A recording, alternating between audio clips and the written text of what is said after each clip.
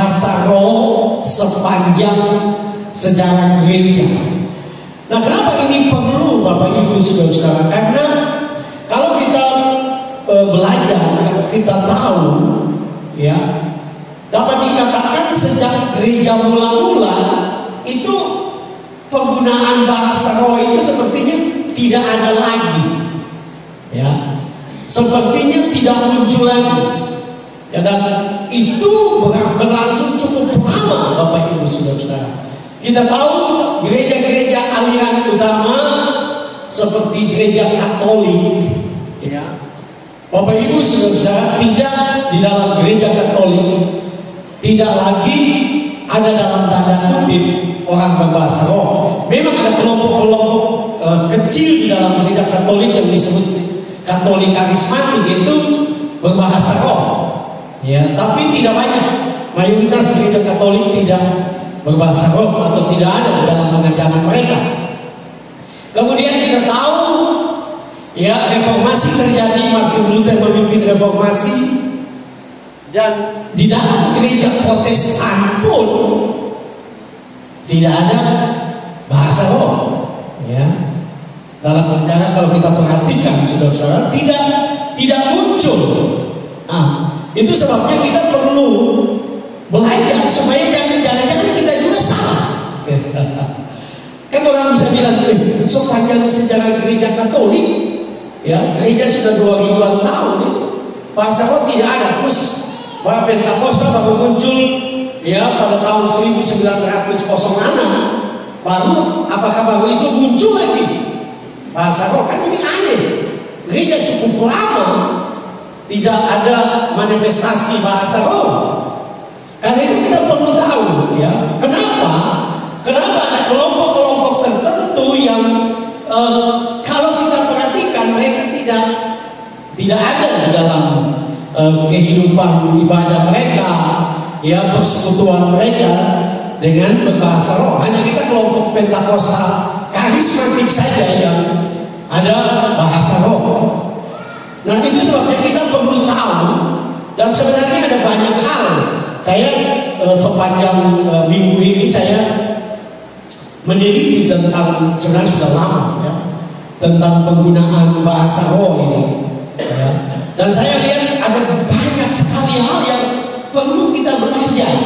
Kalau tidak kita juga bingung, ya, karena ada orang Pentakosta juga sudah puluhan tahun tapi juga belum berbicara bahasa roh, ya. Ada orang yang berbahasa roh juga tapi hidupnya tidak jadi berkat. Jadi kita bingung, ya. Ada yang, tapi nanti itu, karena itu saya lihat saya mesti bagi lagi dua bagian. Dan tidak tahu kapan saya akan kesini lagi. Tapi kalau saya datang, saya ingin bicara karena kenapa sih seperti pertanyaan, ya, kenapa sih bahasa roh kok kayak sama saja? Satu gereja itu cuma sandal siapa, sandal siapa, sandal siapa, sandal siapa. Jadi bingung juga, ya. Apakah itu bahasa roh betul? Apakah itu dari setan? Atau itu hanya daging? Atau hanya karena tiru? Ya, hanya latah. Nah, ini perlu, saudara-saudara. Kita perlu ada pengajaran yang baik.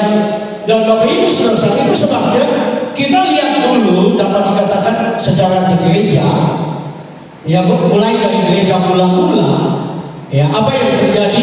Memang kemarin kita sudah sedikit yang saya sebut sebagai minggu yang lalu saya berbicara tentang dasar Alkitabiah dari bahasa roh. Kita lihat tentang nubuatan-nubuatan di dalam Perjanjian Lama, kemudian digenapi dalam Kisah Rasul pasal 2, dan juga menjadi bagian dari apa yang disebut di dalam amanat agung di dalam Injil Markus pasal 16. Nah, mari kita akan lihat kenapa gereja aliran utama atau yang disebut dengan gereja Katolik dan Protestan, Bapak Ibu saudara-saudara, tidak menerima atau tidak percaya bahwa masih ada bahasa roh. Mari kita lihat saudara-saudara, yang pertama yaitu alasan kelompok yang menolak bahasa roh. Alasan kelompok yang menolak bahasa roh. Kita akan lihat di dalam 1 Korintus 13 ayat 8 sampai ayat yang ke-10. 1 Korintus 13 ayat 8 sampai ayat yang ke-10. Kita akan baca bersama-sama. 1 Korintus 13 ayat 8 sampai 10. Kalau saudara sudah dapat, katakan luar biasa. Banyak yang belum. 1 Korintus 13 ayat 8 sampai 10. Kalau saudara sudah dapat, katakan luar biasa. Kita baca bersama-sama dengan suara keras. 3, 2, 1. Kan tidak berkesudahan, nubuat akan berhenti, bahasa roh berhenti, pengetahuan akan lenyap, sebab pengetahuan kita tidak lengkap dan nubuat kita tidak sempurna. Tetapi jika yang sempurna tiba, maka yang tidak sempurna itu akan lenyap. Nah, kelompok-kelompok aliran utama, ya, seringkali berkata bahwa ayat ini menunjukkan bahwa bahasa roh akan berhenti, ya, jelas-jelas bilang bahasa roh akan berhenti. Nah, ini yang menjadi alasan Bapak Ibu saudara-saudara bahwa mereka berkata bahwa bahasa sudah tidak ada lagi, ya, yang ada bahasa roh sekarang itu hanya karena kerasukan setan, gitu. Saudara bisa lihat itu, ya, ada pendeta besar yang bilang orang Pentakosta itu bahasa roh mereka sedang kerasukan setan, ya. Nah, Bapak Ibu saudara-saudara, apa alasan mereka berkata bahwa bahasa roh sudah tidak ada lagi, ya? Mereka fokus secara khusus kepada ayat 10. Di situ dikatakan bahwa karunia-karunia roh akan lenyap ketika yang sempurna itu tiba. Ya, tekanan mereka Bapak Ibu saudara bahwa yang sempurna, waktu yang sempurna datang, itu maka bahasa roh akan berhenti. Dalam bahasa Yunani dipakai kata ini teleion, ya, teleion itu yang sempurna. Dan ini saudara-saudara adalah sebenarnya ini adalah satu kesalahpahaman, ya, atau penafsiran yang salah terhadap arti atau maksud dari ayat ini, ya. Karena yang sempurna, Bapak Ibu saudara-saudara, kalau kita perhatikan di dalam bahasa Yunani, jadi sedikit-sedikit kita belajar bahasa Yunani, yang dipakai di sini Bapak Ibu saudara-saudara adalah, ya, kata itu yang tadi teleion itu memiliki apa yang disebut dengan gender neuter. Gender neuter itu Bapak Ibu saudara-saudara adalah menunjukkan, menurut penafsiran mereka, gender neuter itu menunjukkan bahwa itu penunjukan kepada benda, ya, penunjukan kepada benda. Nah, apa maksud mereka dengan yang sempurna benda itu? Ya, apa yang dimaksud mereka dengan yang sempurna adalah benda itu? Maksud mereka adalah Alkitab waktu selesai ditulis, Alkitab selesai ditulis atau dikanonkan secara khusus, maka karunia roh sudah berhenti. Jadi yang sempurna menurut mereka itu yaitu Alkitab. Tetapi Bapak Ibu saudara-saudara, pemahaman mereka bahwa yang sempurna, teleion itu yang tadi saya sebut itu sebagai benda atau Alkitab menurut mereka, penafsiran mereka itu sebenarnya tidak tepat. Karena Bapak Ibu saudara-saudara, kalau kita teliti Alkitab lebih jauh, ya, maka kita akan menemukan bahwa di dalam bagian lain pun ada penunjukan, ya, saya khusus dalam Matius, ya, Matius 9 ayat 24. Di situ juga ada petunjuk bahwa ada kata anak gadis itu, ya, Bapak Ibu saudara, anak perempuan maksudnya. Anak perempuan itu juga memiliki gender atau gender neuter, ya. Jadi bukan benda. Kelompok gereja aliran utama berkata bahwa itu berbicara tentang Alkitab atau benda, itu tidak tepat. Karena dalam bagian Injil Matius 9 ayat 24, gender neuter itu juga dipakai. Ya. Artinya gender neuter itu bukan benda, bisa saja benda, bisa juga orang. Ya. Nah, ada hal-hal yang sebenarnya dari ayat yang tadi kita baca sendiri itu menunjukkan bahwa apa yang mereka tafsirkan itu tidak tepat, Bapak Ibu Saudara. Kenapa? Karena yang tadi kita baca bahwa pengetahuan akan lenyap, ya. Lebih jelas kita kalau kita kembali kepada ayat yang tadi, ya. Ya, di sini dikatakan bahwa pengetahuan akan lenyap. Saudara, menurut saudara setelah Alkitab di kanon pengetahuan lenyap? Enggak. Kenyataannya pengetahuan kita makin bertambah-tambah. Orang makin maju secara pengetahuan. Bahkan makin banyak kebenaran firman Tuhan Alkitab secara khusus disingkapkan. Jadi pendapat mereka bahwa ayat itu bicara tentang bahasa roh berhenti, ya, itu tidak tepat. Karena kenyataannya pengetahuan masih terus berkembang sampai sekarang. Bukan saja tadi masa gender neuter tadi, ya.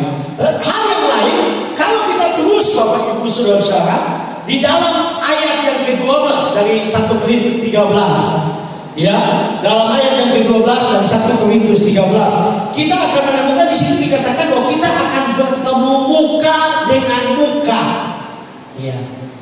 Artinya Bapak Ibu Saudara-saudara, masa kita bertemu muka dengan Alkitab? Siapa yang sedang dimaksud kita akan bertemu muka dengan muka? Yaitu Yesus. Amin. Siapa yang sempurna yang sedang dimaksud oleh ayat itu? Memang kita percaya Alkitab itu sempurna karena diilhamkan oleh Allah. Tidak ada kesalahan di dalam Alkitab. Ya. Kita percaya itu. Tetapi yang dimaksud dalam 1 Korintus 13 ayat 8 sampai 10, yang sempurna itu datang yaitu Yesus. Kenapa? Karena kita akan berjumpa muka dengan Yesus.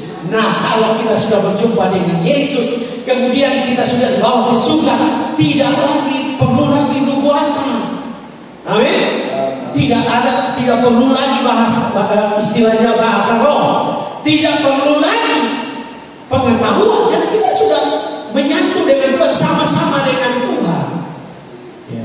Jadi kita sebagai orang Pentakosta percaya bahwa bahasa roh tidak berhenti, karena ayat itu dengan jelas, ya, menunjukkan kepada kita bahwa nanti waktu Yesus datang kali yang kedua, kita berjumpa muka dengan Yesus, baru semua berhenti. Amin. Kita masih percaya karunia masih berlangsung. Secara umum saja, saudara-saudara, tadi kalau kita berdoa buat papi untuk kesehatan, kita percaya mujizat masih berlangsung. Amin. Karunia mujizat masih terjadi. Jadi artinya saya dan saudara sebagai orang Pentakosta, kita tidak salah percaya bahwa bahasa roh masih berlaku. Amin. Masih Tuhan berikan. Memang kita harus belajar baik-baik supaya kita tidak salah. Karena memang ada gereja, ya Bapak Ibu Saudara, ada di Indonesia, ada gereja yang ajar jemaatnya bahasa roh, ya, ada yang tulis di kertas supaya orang ikuti. Nah, ini kan tidak benar, tidak kita biarkan, karena bahasa roh itu diberikan oleh Roh Kudus. Amin. Bukan diajar oleh pendeta. Pendeta mau dipakai Tuhan luar biasa juga, bisa kasih turun api dari langit pun. Kalau sesuatu seperti itu tidak berasal dari Roh Kudus. Amin. Karena itu kita perlu pengajaran yang benar. Jadi kita bisa lihat kenapa kita tidak percaya bahwa bahasa roh berhenti. Karena Tuhan masih bekerja, mujizat masih terjadi. Tuhan masih mencurahkan karunia roh kepada saya dan saudara, supaya saya dan saudara terus dipakai Tuhan, ya, terus dipakai Tuhan untuk memenangkan banyak orang kepada Kristus. Amin. Jadi kita sangat menolak dengan pandangan dari saudara-saudara kita yang kita kasihi, saudara-saudara kita dari aliran utama yang mengatakan bahwa bahasa roh sudah berhenti. Ya, tidak bisa, masih berlaku karena ayat itu tidak menunjukkan itu. Artinya saya dan saudara sedang ada di dalam kebenaran. Amin. Nah, karena itu saudara-saudara kita lanjut ya. Kita mulai dulu dengan yang kedua yang kita bisa belajar adalah jenis-jenis penggunaan bahasa roh dalam Alkitab. Ini kita perlu pahami karena orang berkata, ada pandangan yang berkata, Paulus dalam Korintus larang orang bicara bahasa roh. Orang Korintus bicara bahasa roh. Kenapa gereja sekarang pendeta-pendeta atau pelayan-pelayan di mimbar bahasa roh? Nah, kita perlu tahu ya, apa yang Alkitab berikan petunjuk kepada kita sehingga kita di dalam gereja, dalam pelayanan kita tidak salah dan kita tidak ragu, karena memang ada orang yang bahkan ada pendeta yang merasa bahwa bahasa roh tidak boleh di mimbar ya. Macam-macam pandangan. Nah, karena itu kita akan lihat jenis-jenis penggunaan bahasa roh dalam Alkitab. Nah, untuk pendahuluan kita akan lihat apa yang menjadi definisi dari seorang teolog yang cukup terkenal di dunia bernama Peter Wagner. Peter Wagner, saudara-saudara, dia mendefinisikan bahasa roh seperti ini.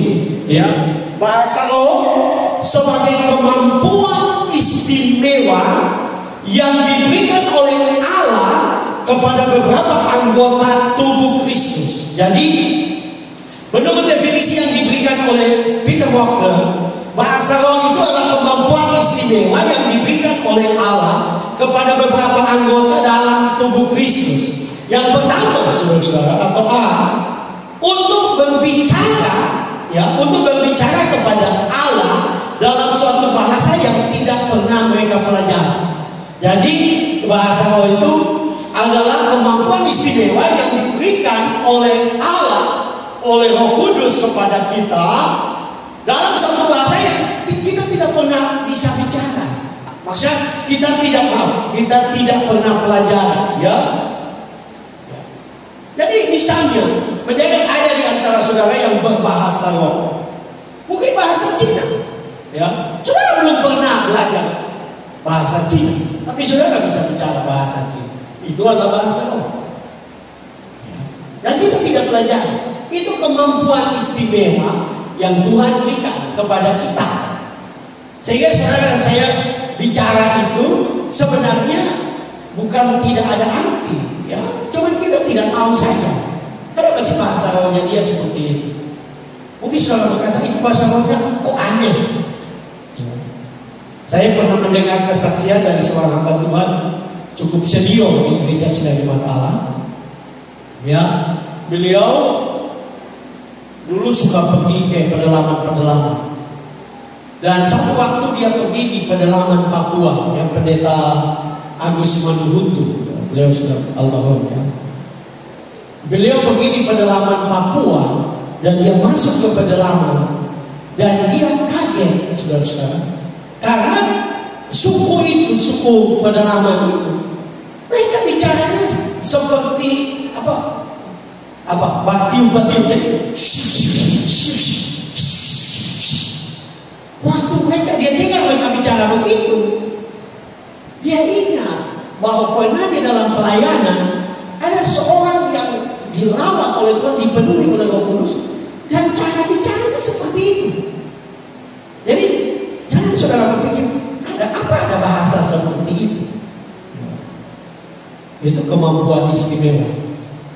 Saya kalau tidak salah, saya pernah baca, saya pernah belajar bahwa bahasa di dunia itu ada 130.000 bahasa. 130.000 bahasa di dunia. Itu yang diketahui. Itu yang diketahui. Kenapa saya mau katakan ini? Karena kadang-kadang kita pikir, masa sih bahasa begitu? Ya, kita tidak tahu bahasa apa yang dia sedang bicara. Ya kan? Mungkin ada di dunia ini bahasa yang sedang dia bicara. Bayangkan 130.000. Mungkin yang kita tahu cuma nggak sampai 100 juga. Maksudnya tahu di bahasa. Bukan kita bisa bicara, tapi kita tahu ada bahasa. Ya. Nah, saya ambil contoh. Saya orang NTT, orang Kupang, suku Rote. Ya. Saya cuma satu suku. Di dalam suku saya itu ada belasan bahasa yang kami ketemu dengan sama-sama orang Rote, tapi dia dari anak suku lah orang bilang. Kalau mereka bicara kami tidak mengerti, beda bahasa, padahal sama suku. Ya, jadi bayangkan itu baru suku kecil saja. Jadi artinya ada banyak bahasa di dunia. Nah, ini adalah apa yang Peter Wagner katakan. Yang kedua, Peter Wagner mengatakan untuk menerima dan menyampaikan suatu pesan langsung dari Allah kepada umatnya melalui suatu ucapan yang diurapi. Amin. Jadi waktu kita berbicara bahasa roh, nanti kita akan lebih jelas. Untuk kita menerima, ya, dan menyampaikan suatu pesan langsung daripada Allah kepada umatnya melalui suatu ucapan yang diurapi oleh Tuhan. Jadi saya dan saudara, Tuhan bisa memberikan kepada saya dan saudara suatu ucapan yang langsung dari Allah untuk kita sampaikan, dan ucapan itu adalah ucapan yang diurapi. Itu sebabnya seorang yang memang ini terus berkembang. Jadi kita orang Kristen harus belajar dan mulai belajar untuk terbuka dan punya pengetahuan yang benar. Karena saya ingat dulu saya tidak tahu di Guaria ya, waktu saya bertobat pertama kali masuk dalam gereja Pentakosta, itu kalau kita ibadah ada yang bahasa roh dan ada yang menafsirkan. Betul tak? Ada orang lain yang menafsirkan. Tapi jujur memang sekali jarang. Ada yang bicara, ada yang tafsirkan. Udah jarang sekali. Ya. Saya tidak mengerti juga. Ya. Tetapi saya percaya kita perlu belajar supaya kita bisa memahami. Nah, dalam penelitian saya kepada Alkitab, Bapak Ibu Saudara-saudara, saya melihat ya di dalam Alkitab itu ada dua sebenarnya bahasa roh. Yang pertama, bahasa roh dalam doa dan penyembahan pribadi kita dengan Tuhan. Ini yang tidak perlu diterjemahkan. Karena ini adalah komunikasi pribadi kita dengan Tuhan. Ya. Ini perlu ada pengertian ini karena secara umum kita pun orang Pentakosta berpikir bahwa bahasa roh nggak ada di penterjemahan, bahasa roh cuma bicara saja. Ya, jadi orang juga bisa menjadi ragu tentang bahasa roh. Tapi kalau kita lihat di dalam Alkitab sendiri itu bahasa roh untuk doa dan penyembahan pribadi kita. Coba kita lihat di dalam Roma 8 ayat yang ke-28. Roma 8 ayat yang ke-28. Nah Bapak Ibu Saudara, sambil saudara belajar, nanti kita ada sesi tanya jawab ya. Saudara boleh bertanya, ada hal-hal yang mungkin saudara pernah alami, pernah lihat ya.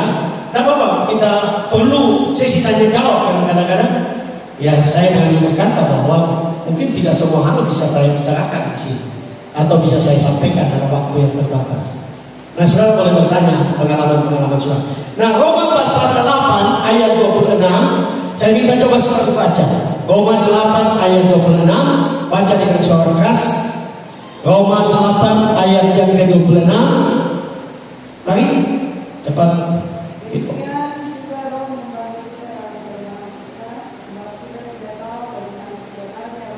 Amin.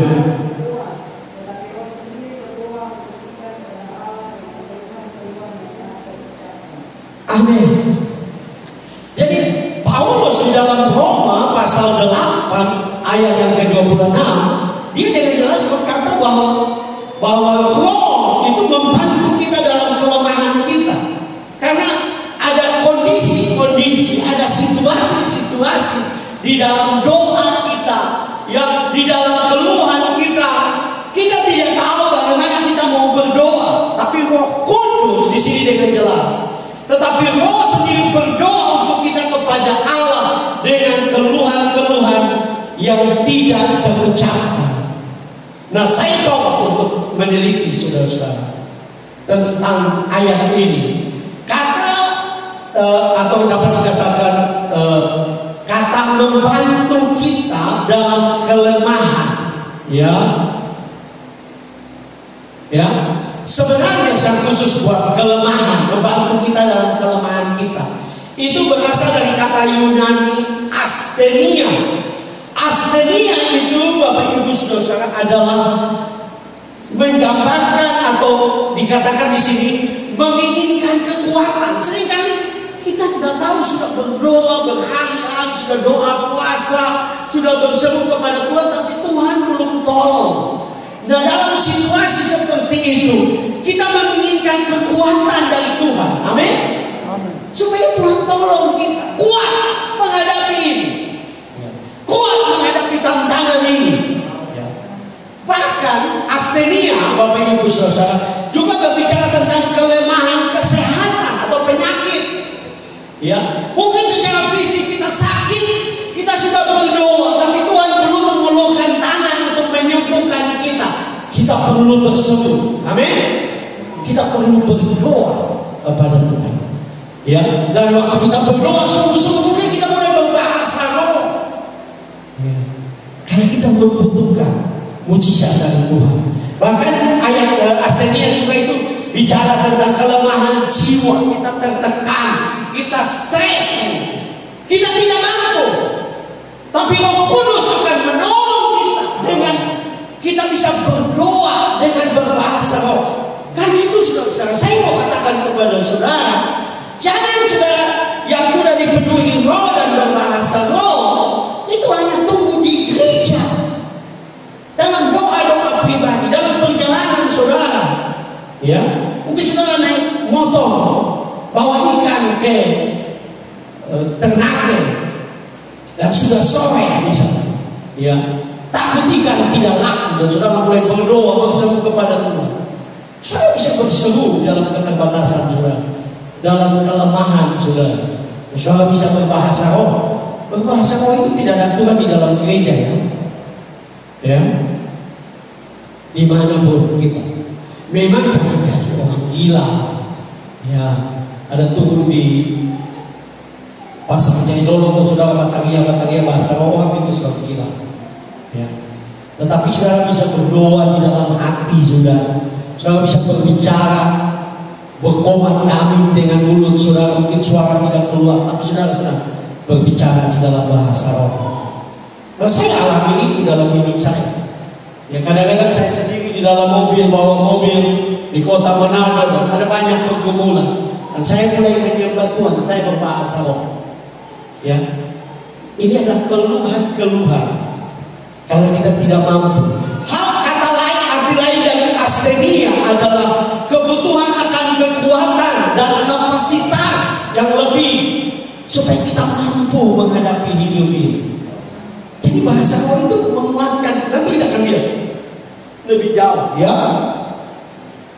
Bahkan mungkin kalau kita tidak mengerti suatu hal, kita mulai berdoa di sini untuk memahami suatu hal dengan hikmat Tuhan. Dengan kita berdoa di dalam bahasa roh, Tuhan mulai meningkatkan rahasia. Kita mulai punya pengertian. Oh, Tuhan mau saya begini. Oh, Tuhan mau saya mengucap syukur. Oh, Tuhan sedang bekerja untuk menyatakan kuasa. Jadi kita punya mulai mengerti, ya, mulai memahami untuk melakukan hal-hal yang besar dan mulia. Jadi waktu saudara berdoa bahasa roh, saudara secara pribadi, ya, dan saya berani mengatakan ini di mana saja dalam ibadahku. Ya, karena itu saya mendorong saudara supaya saudara yang sudah berbahasa roh, jangan tunggu. Kita mesti tunggu dulu kalau kita rasa kita belakang kepala ini dingin banget. Nah, ini sudah kayak setan kan? Bulu kuduk berdiri kalau kita bahasa roh. Maka bahasa roh itu bisa dilakukan dengan iman, bukan perasaan. Seringkali kan kita berbahasa roh kalau perasaan enak, senang, sedang ada dalam memuji-muji Tuhan, baru kita bahasa roh. Bahasa roh itu bukan perasaan, saudara. Itu tindakan iman. Kalau kita sudah dipenuhi roh, amin. Saudara melakukan itu dengan iman. Nah, untuk menahan keinginan yang korup, ya, ini pun kalau kita mulai dicobai dengan dosa, untuk hidup tidak benar, untuk menipu, untuk berbuat dosa, untuk berpikiran jahat, berpikiran kotor, mulai berdoa dan mulai berbahasa roh. Karena roh menolong kita dalam kelemahan kita. Amin. Saudara akan memperoleh kemenangan. Saudara akan keluar sebagai pemenang. Lakukan dengan iman, ya, untuk menanggung cobaan dan masalah, ya. Ya. Jadi waktu kita berhadapan dengan cobaan dan masalah, waktunya kita mulai berbahasa. Amin. Menyembah Tuhan, menyanyi, menyembah, mulai berbahasa roh di rumah, di jalan, dimanapun kita berada. Sekali lagi, berhikmat. Ya. Jangan bikin malu Tuhan juga. Tapi saudara bisa berbahasa roh dimanapun. Ya. Nah, ini adalah bahasa roh yang kita alami secara pribadi. Karena itu saudara, apa yang kita alami secara pribadi itu tidak perlu diterjemahkan, betul tak? Orang selalu berpikir bahwa bahasa roh itu harus diterjemahkan. Enggak, tidak selalu. Ya. Nanti kita akan lihat lebih jauh. Nah, kita lihat dulu juga kata keluhan-keluhan yang tidak terucapkan. Ya, Paulus berkata dalam Roma pasal 8 ayat 26 tadi bahwa ada keluhan-keluhan yang tidak terucapkan. Saya perhatikan bahasa Yunani-nya, saya sedikit lucu karena bahasa Yunani-nya adalah alalaitos, ya, jadi sedikit alay. Alalaitos itu adalah tidak bisa diungkapkan. Jadi kita tidak tahu mau berdoa apa lagi. Kemudian kita sudah mulai berdoa dalam bahasa roh. Amin. Kita mulai menyembah di dalam Roh Kudus di kamar kita, apapun, ya. Karena kita tidak tahu harus berbicara apa. Kita mengeluh, bukan menyalahkan Tuhan, bukan menyalahkan situasi, tapi roh kita sepertinya tertekan, ada banyak pergumulan, ada banyak masalah. Nah, Roh Kudus menolong kita untuk mengungkapkan. Ya. Kalau kita perhatikan juga, mari kita ada seorang lagi baca 1 Korintus 14 ayat yang kedua. 1 Korintus 14 ayat yang kedua. Kalau sudah dapat, saudara ada yang boleh tolong baca dengan suara keras. Siapa yang berkata-kata dengan bahasa roh tidak berkata-kata kepada manusia dan kepada Allah, sebab dari seorang pun yang mengerti bahasanya. Amin. Roh yang mengucapkan hal-hal yang rahasia. Iya, jelas, betul ya? Orang yang berbahasa roh, yang saya sebut sebagai bahasa roh untuk pergumulan pribadi, untuk kebutuhan pribadi, ya, dia sedang mengucapkan itu kepada Allah. Dia sedang berbicara kepada Allah, mengungkapkan rahasia kepada Allah. Makanya ada hamba Tuhan yang berkata, saudara, kenapa kita yang sudah berbahasa roh perlu berdoa dengan bahasa roh pada situasi-situasi hidup ini? Karena roh jahat atau setan tidak mengerti bahasa roh. Ya, kalau kita berdoa dengan bahasa Indonesia, ya, setan tahu. Tapi kalau saya berdoa dengan bahasa roh yang diberikan oleh Roh Kudus, ya, maka setan tidak tahu. Ya, saya juga coba untuk meneliti ayat ini, hal-hal yang rahasia.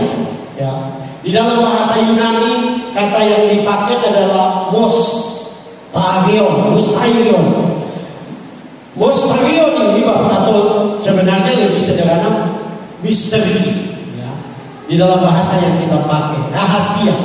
Karena dalam terjemahannya untuk kata mostarion ini itu hal yang tersembunyi, ya, hal-hal yang tersembunyi, hal-hal yang misteri. Jadi waktu kita berbahasa roh, itu adalah ungkapan-ungkapan kita yang merupakan hal-hal yang rahasia. Kita sedang bicara kepada Tuhan. Roh kita bekerja sama dengan Roh Kudus yang ada dalam diri kita, berbicara kepada Allah hal-hal yang rahasia, ya, hal yang kita tidak mengerti. Karena itu, saudara yang perlu berbicara bahasa roh, saudara harus berdoa, meminta kepada Tuhan. Amin. Meminta kepada Tuhan supaya Tuhan memberikan kepada saudara bahasa roh, ya. Karena itu akan menolong saudara di dalam doa-doa saudara. Hal-hal yang rahasia, ya. Ada arti lain dari mystérion adalah hanya dirahasiakan kepada, ya, bukan untuk manusia biasa. Jadi ini hal-hal yang rahasia. Hal yang arti lain dari kata mystérion adalah tujuan atau nasihat yang tersembunyi. Makanya kata mystérion itu juga adalah surat wasiat rahasia. Jadi ada semacam wasiat dari Tuhan lewat Roh Kudus kita ungkapkan itu, ya, dalam kehidupan doa-doa kita, dalam kehidupan penyembahan kita, ya. Bahkan dikatakan yang mengatur Allah di dalamnya berurusan dengan orang yang benar, ya, yang tidak tersembunyi, ya, dari orang fasik dan jahat, tetapi jelas bagi orang saleh, ya. Ya. Jadi saya mau katakan kepada saudara, waktu saudara berbicara bahasa roh, berdoa, berbahasa roh, itu saudara sedang mengungkapkan rahasia-rahasia kepada Allah. Saudara sedang menyatakan itu lewat bahasa roh yang diberikan oleh Roh Kudus bagi kehidupan saya dan saudara. Jadi waktu kita berbicara bahasa roh, kita sedang berhubungan dengan Allah. Sekali lagi, ini bahasa roh pribadi, ya. Jadi ini dapat dilakukan dalam doa pribadi maupun dalam ibadah. Kita dapat memuji menyembah Allah, kita dapat menyatakan pujian penyembahan kita kepada Allah, ya. Kita dapat nyanyikan nyanyian rohani, ucapan berkat dan ucapan syukur lewat bahasa roh yang Tuhan tahu di dalam kehidupan kita, ya. Nah, kemudian yang berikut Bapak Ibu Saudara adalah bahasa roh sebagai karunia. Nah, ini bahasa roh sebagai karunia. Jadi saudara harus bedakan bahasa roh sebagai bahasa doa pribadi dan bahasa roh sebagai karunia. Lebih jelas, bahasa roh sebagai karunia itu juga nyata di dalam Kisah Rasul pasal 2. Tapi kita lihat dulu, ya. Nah, kalau kita bicara tentang bahasa roh sebagai karunia, dengan jelas dalam Korintus Rasul Paulus menyebut dua karunia yang berhubungan erat, yaitu karunia berbahasa roh dan karunia menafsirkan bahasa roh. Ini yang Paulus katakan. Oleh sebab itu mari saudara-saudara kita coba lihat, ya, kita secara khusus kita coba lihat 1 Korintus 14 ayat 4, ya. 1 Korintus 14 ayat 4.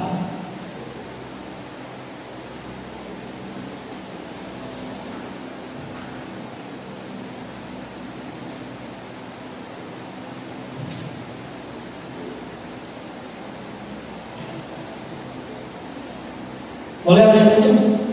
1 Korintus 14 ayat 4. Siapa yang berkata-kata yang berbahasa roh, dia membawakan dirinya sendiri, dan siapa yang berbuat, dia membawakan Tuhan. Iya. Nah, Bapak Ibu saudara yang terkasih dalam Tuhan Yesus, coba ada yang baca juga juga 1 Korintus 12 ayat 10. 1 Korintus 12 ayat yang 10. Coba saudara baca. Oleh cepat. Baik, jangan begitu dulu. Kepada yang seorang Roh memberikan kuasa untuk mengadakan mujizat, kepada yang lain yang memberikan karunia untuk penyembuhan, kepada yang lain lagi yang memberikan karunia untuk membedakan antara roh, kepada yang seorang yang memberikan karunia untuk berkata-kata dengan bahasa roh, dan kepada yang lain yang memberikan karunia untuk menafsirkan bahasa roh. Iya. Jadi saudara perhatikan dengan jelas Paulus dalam 1 Korintus 12 ayat 10 berbicara tentang berbagai macam karunia dalam hubungan dengan pertemuan ibadah. Dan dengan jelas dia berkata bahwa ada karunia berbahasa roh, ada karunia menafsirkan bahasa roh. Artinya saya dan saudara perlu, kalau saudara di dalam ibadah dan saudara dilawat oleh Roh Kudus dan saudara mulai berbicara di dalam bahasa roh, dan saudara bisa rasa di dalam roh saudara bahwa itu ada pesan Tuhan buat jemaat, saudara harus minta supaya ada orang yang Tuhan pakai untuk menafsirkan bahasa roh. Secara khusus kita sebagai pendeta, sebagai pemimpin di dalam jemaat, supaya apa? Supaya pesan Tuhan itu disampaikan. Kecuali orang itu berbicara bahasa roh dan seperti yang tadi yang pertama, untuk memuji-muji Allah, untuk menyampaikan keluhan-keluhan yang tidak terucapkan, itu beda. Tapi kalau bahasa roh, ya di dalam ibadah-ibadah umum dan kelihatannya ada pesan Tuhan, itu perlu ditafsirkan, perlu ada penafsiran. Itu yang saya bilang dulu waktu saya bertobat dan mengikuti gereja Pentakosta, itu dulu ada begitu, ya. Ada yang berbahasa roh, ada yang menafsirkan, ya, ada yang menyampaikan penafsiran. Dan itu menjadi sesuatu yang luar biasa dalam ibadah, ya. Nah mungkin kita perlu kembali untuk kita berdoa kepada Tuhan supaya kalau ada jemaat atau ada anak Tuhan atau pelayan berbahasa roh, ada orang yang menafsirkan supaya pesan Tuhan itu tersampaikan. Seperti tadi kita baca di dalam 1 Korintus 14 ayat 4, supaya saudara-saudara itu bisa membangun jemaat, menguatkan jemaat, karena membangun jemaat itu adalah sesuatu yang penting. Ya, saya bikin seminar buat saudara, hampir tiap kali saya ke Halmahera ini seminar di Kuaria, ya, sampai Pak Dewan, Pak Niko Tangayo bilang, aduh bagus sekali, gereja-gereja harus membuka diri untuk pengajaran, ya. Dan saya pikir itu betul sekali. Seperti apa yang saya katakan yang lalu, firman Tuhan dengan jelas berkata bahwa umatku binasa karena kurang pengetahuan. Pengetahuan itu datang dari begini. Saya mengajak saudara, ya, sehingga saya baru mengerti, selama ini saya tidak mengerti. Nah, karena apa? Ada satu hal yang seringkali terjadi, ya, saya hanya mengatakan itu kelemahan dalam kita gereja Pentakosta adalah kalau sudah bilang itu datang dari Tuhan, kalau itu pendeta yang bilang, itu sudah benar sudah. Kita tidak perlu tanya-tanya lagi. Sebenarnya tidak boleh juga, karena ada pengajaran-pengajaran yang salah. Karena ada nabi-nabi palsu, ada pengajaran yang sesat. Ini kan berbahaya. Dan itu masuk di dalam gereja.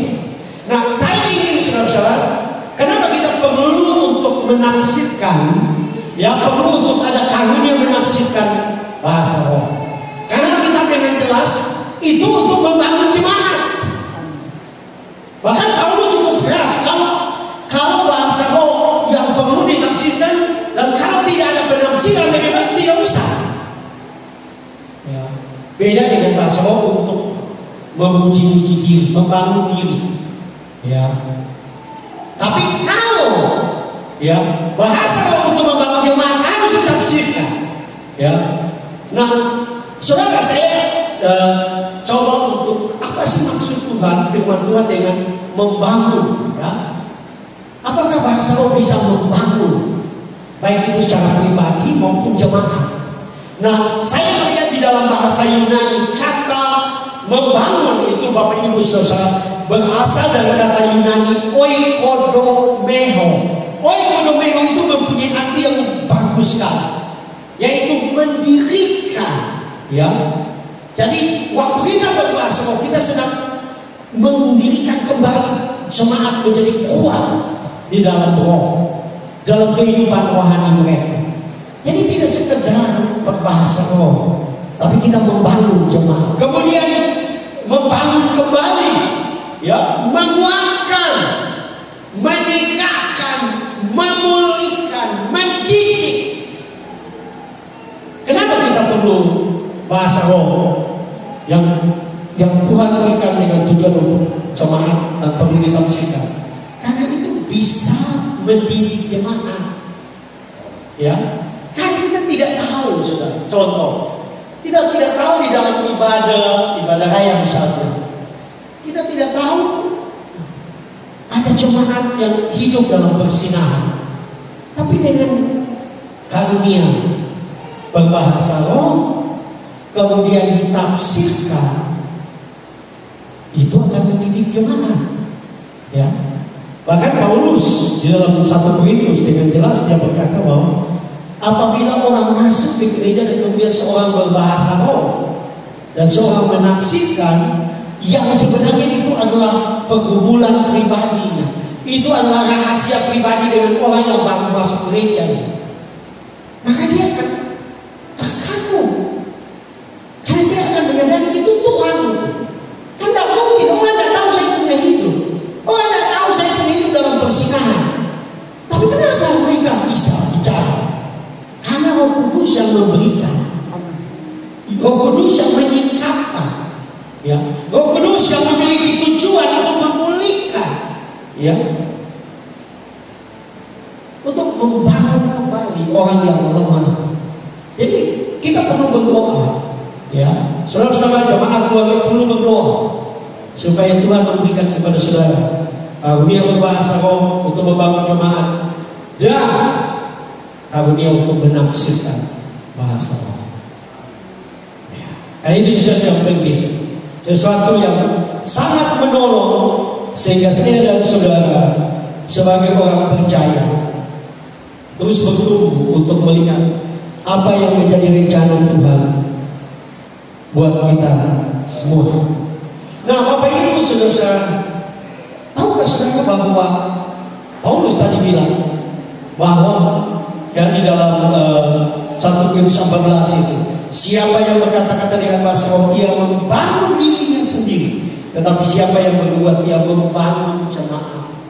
Ya, kenapa saudara? Ini sesuatu yang penting. Seringkali di dalam gereja-gereja kita pun salah pengertian. Kita berpikir bahwa yang dimaksud dengan membangun itu hanya roh. Ya, itu cuma membangun roh. Tapi tahukah saudara bahwa penelitian sudah dilakukan kepada orang yang berbahasa roh, baik itu berbahasa roh untuk berdoa, memuji Tuhan, menyembah Tuhan secara pribadi, maupun berbahasa roh untuk membangun jemaat atau yang perlu ditafsirkan. Saya membaca, Bapak Ibu saudara, luar biasa bahwa ternyata itu bukan saja membangun roh kita, tapi juga membangun roh, jiwa, dan tubuh kita, saudara-saudara. Ya, jadi bahasa roh itu sesuatu yang penting. Orang percaya saja, tidak boleh bilang orang Pentakosta saja. Orang percaya harus berbahasa roh, ya, harus dipenuhi roh. Dan kalau saudara diberikan untuk berbicara bahasa roh, saudara harus membangun diri saudara. Kenapa? Karena ternyata saudara tahukah saudara bahwa para spesialis, ini kesaksian, para spesialis otak, spesialis otak dari rumah sakit ya Universitas Oral Roberts di Amerika. Saudara, mereka melakukan penelitian, ya, mereka melakukan pengujian. Jadi ini di Amerika, alatnya begitu canggih terhadap seseorang yang berdoa di dalam bahasa roh. Jadi apa yang terjadi waktu orang berdoa di dalam bahasa roh? Di sini dikatakan bahwa otak mereka, saudara-saudara, melepaskan dua zat kimia, ya. Jadi waktu orang berdoa dengan bahasa roh, otak mereka melepaskan dua zat kimia. Dua zat kimia untuk apa, saudara? Ya, dua zat kimia yang diarahkan ke sistem kekebalan tubuhnya yang memberikan kenaikan sekitar 35 sampai 40%. Bayangkan. Jadi kalau saudara berdoa, kalau saudara sudah dipenuhi roh, saudara sudah berbahasa roh, saudara mulai berdoa, menyembah Tuhan, berbahasa roh, maka yang terjadi kekebalan tubuh saudara akan mengalami kenaikan 35 sampai 40%. Amin. Nah, ini sesuatu yang luar biasa. Ini penelitian ilmiah di Universitas Oral Roberts di Amerika Serikat. Jadi mereka pasang alat dan melihat apa yang terjadi waktu orang berdoa dengan bahasa roh. Yang luar biasa di sini dikatakan, menariknya lagi, sekresi-sekresi ini dipicu oleh suatu bagian dalam otak Anda yang tidak memiliki aktivitas nyata lain dan hanya diaktifkan saat kita berdoa di dalam bahasa roh. Coba bayangkan, saudara. Jadi dua zat kimia itu dilepaskan hanya atau kalau dipicu oleh bahasa roh. Kalau saudara bikin yang lain, maka tidak akan terjadi, ya, tidak akan keluar zat kimia dalam tubuh kita. Ini yang baik, bukan zat kimia yang merusak, ya, karena banyak zat kimia yang merusak juga. Tapi ini dalam tubuh, sistem kekebalan tubuh yang membuat tubuh kita mengalami kenaikan 35 sampai 40%. Dan itu akan aktif waktu kita mulai berbicara bahasa roh. Jadi artinya saudara yang sudah dipenuhi roh dan sudah berbahasa roh, sering-seringlah berdoa di dalam bahasa roh. Amin. Amin. Saudara yang belum, saudara harus berusaha. Ya, Paulus berkata kita harus berusaha untuk mencari karunia-karunia yang utama. Karena itu akan menolong saya dan saudara, ya, membuka hati untuk kita mengalami kepenuhan dengan Roh Kudus. Yang berikut, saudara-saudara, bagian C, ini hanya bukti. Kenapa saya ingin memberikan saudara bukti? Karena banyak orang berkata bahwa, sekali lagi yang tadi saya dari awal katakan, orang Pentakosta itu aneh. Ya, baru muncul tahun 1906, tapi mereka ramai dengan bahasa roh mereka. Bayangkan, dari gereja mula-mula, setelah gereja mula-mula, tidak ada bukti lagi orang berbicara bahasa roh. Tetapi saudara, dalam penelitian ternyata itu salah. Ya, ada bukti-bukti sejarah, ada catatan-catatan sejarah, ya, yang menunjukkan bahwa setelah gereja mula-mula, sepanjang sejarah gereja, ada orang-orang, ada kelompok-kelompok yang dipenuhi Roh Kudus dan berbicara bahasa roh. Ya. Dan saya ingin tunjukkan kepada saudara dengan cepat. Yang pertama, yang satu, itu seorang bapak gereja bernama Justin Martyr. Itu dia hidup pada tahun 150 Masehi. Artinya memang cukup lama, 120 tahun setelah, dapat dikatakan setelah Yesus naik ke surga. Ya. Nah, di sini dia berkata, beliau menyinggung mengenai bahasa lidah dalam suatu dialog dengan Tipo, ya, seorang yang cukup terkenal. Ya. Di sini dikatakan, jadi Justin Martyr mengatakan, jika Anda mau membuktikan mengenai roh Allah yang bersama dengan jemaat Anda dan untuk membiarkan Anda untuk datang kepada kami. Datanglah ke dalam jemaat kami, dan Anda akan menemukan Dia mengusir setan-setan, menyembuhkan yang sakit, dan mendengar Dia berbicara dalam bahasa lidah dan bernubuat. Jadi tahun 150 itu Roh Kudus masih ada. Roh Kudus masih bekerja, bahasa roh masih ada, nubuatan masih ada. Jadi kalau orang bilang setelah gereja mula-mula tidak ada lagi bahasa roh, itu salah. Kemudian seorang bapak gereja juga bernama Irenaeus, itu sebelum tahun 200 Masehi. Ya, Irenaeus dalam risalahnya dia berkata, ya, melawan, ya, dalam satu risalah berjudul melawan bijak atau ajaran sesat. Dia menuliskan mengenai mereka yang melalui roh berbicara dalam segala macam bahasa. Jadi tahun 200-an menurut Bapak Gereja Irenaeus, orang masih berbicara atau roh masih berbicara dalam segala macam bahasa. Kemudian Bapak Gereja yang ketiga, Bapak Gereja Tertullianus, sekitar tahun 200 Masehi, dia menyinggung tentang interpretasi bahasa roh sebagai tanda. Jadi zaman Bapak Gereja Tertullianus juga bahasa roh masih ada, ya. Jadi bukan berarti bahasa roh hilang, ya. Kemudian seorang bernama Ambrosius, sekitar 350 Masehi. Ambrosius dalam karyanya yang berjudul Dari Roh Kudus, dia menyebutkan karunia bahasa roh sedang dicurahkan pada masanya oleh Sang Bapa. Jadi saudara lihat Ambrosius pada tahun 350 Masehi, Roh Kudus dicurahkan, ya, oleh Sang Bapa, karunia bahasa roh, ya.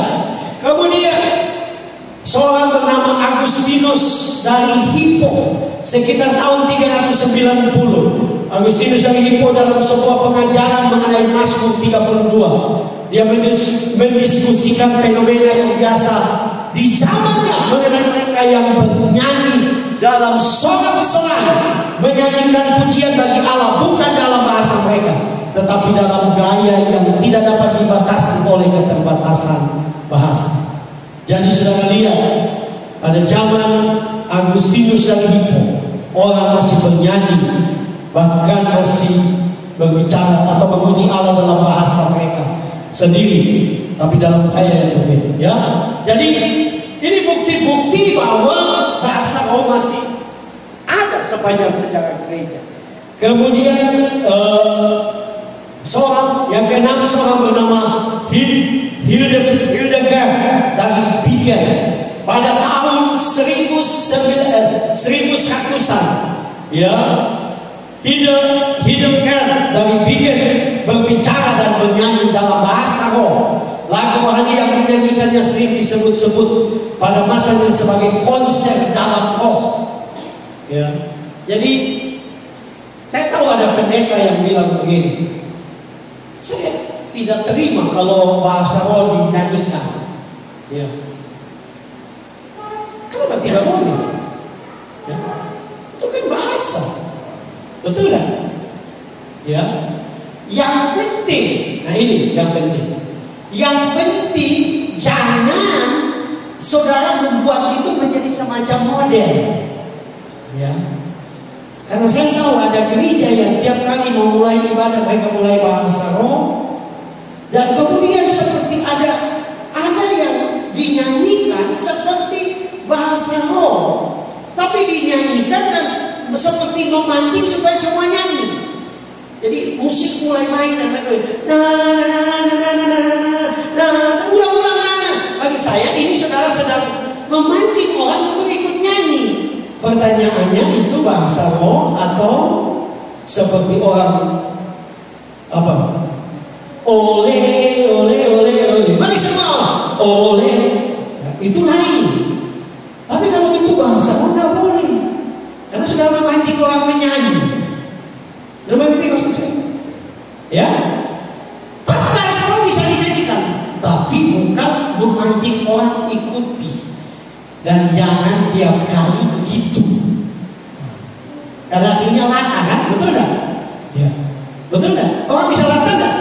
Kalau semua diiringi musik, coba ikut menyanyi, ole, ole, ole, ole. Yesus kita sudah tahu apa itu artinya. Itu yang disebut lata.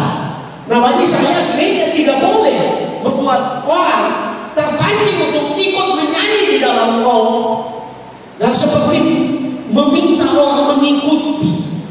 Nggak boleh.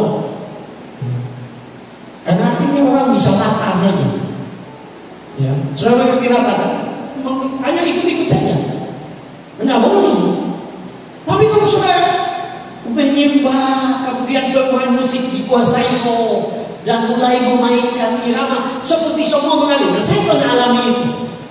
Ya, orang bernyanyi di dalam roh tapi musik juga bisa ikut karena pemain musik juga diurapi oleh Roh Kudus.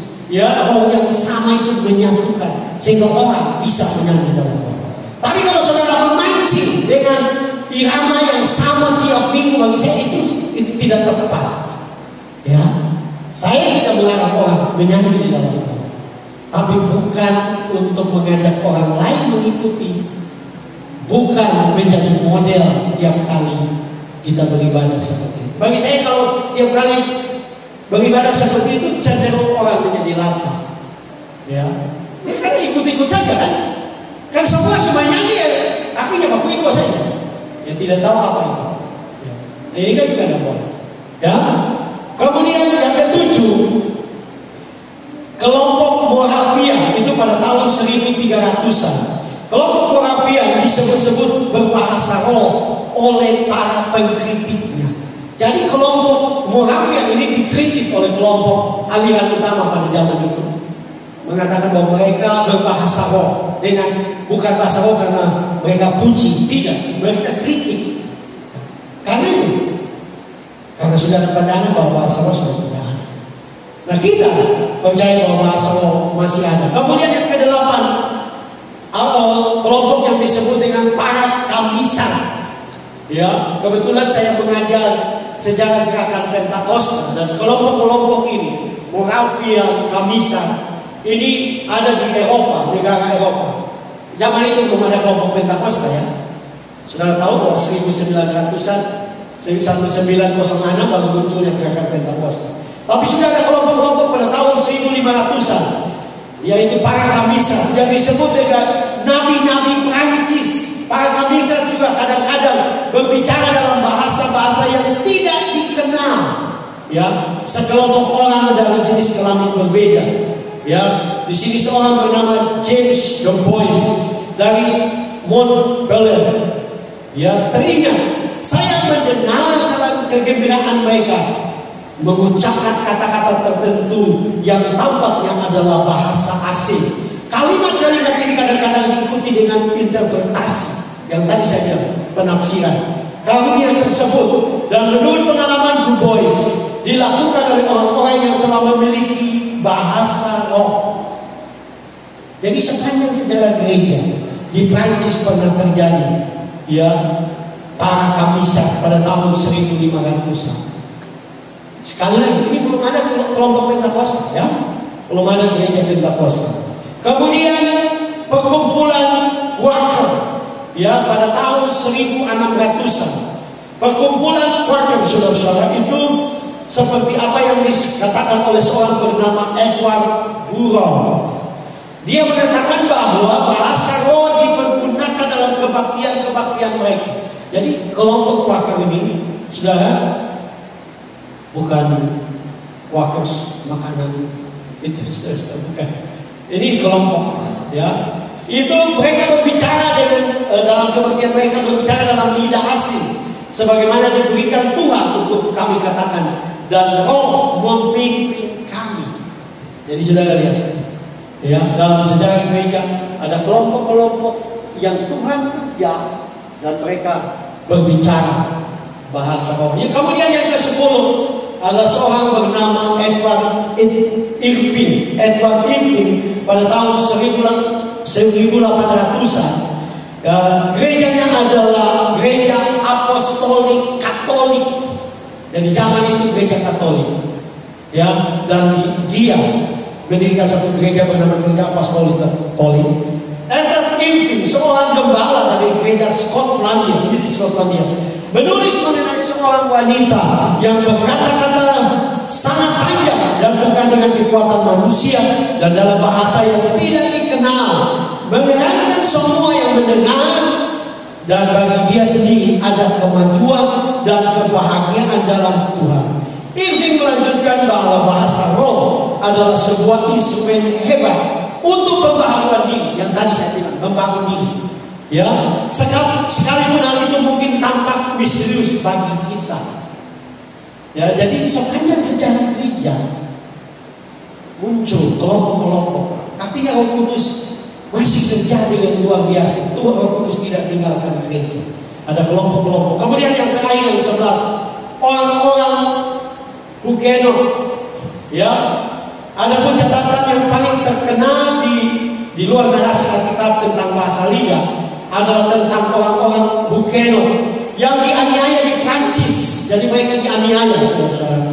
Pada akhir abad ke-17, ketika dipersekusi karena perbedaan denominasi dan dalam situasi hampir mati, maka mereka terdengar sedang berbahasa asing yang tidak dapat dimengerti oleh siapapun, termasuk orang-orang yang memahami berbagai bahasa Eropa.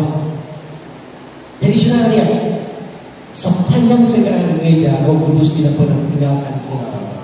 Bahasa roh terus diberikan kepada kelompok-kelompok yang membuka diri.